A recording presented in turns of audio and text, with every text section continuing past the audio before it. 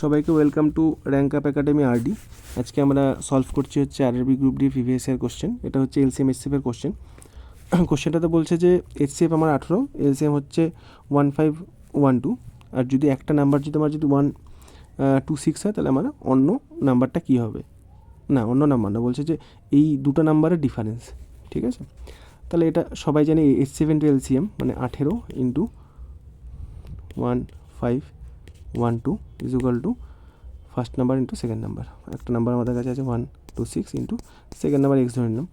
তো এটা 9 দিয়ে যাবে 2, আর 9 দিয়ে যদি এটা যায় কত হবে, 9কে 9 4 9 36, 2 দিয়ে যদি এটা যায় তাহলে 7 দুগুণে 14, এখন 7 দিয়ে এটা যাবে, 7 দুগুণে 14 গেল, 7 1 7 8 9 10 11 42, ঠিক আছে, 6 7 42 মানে 216। এখন 216 আর হচ্ছে 126 এই দুটো ডিফারেন্সে 0 আসবে, তো অপশান একটাতে 0 আছে, তার অ্যান্সার হয়ে যাবে আমাদের কত 90।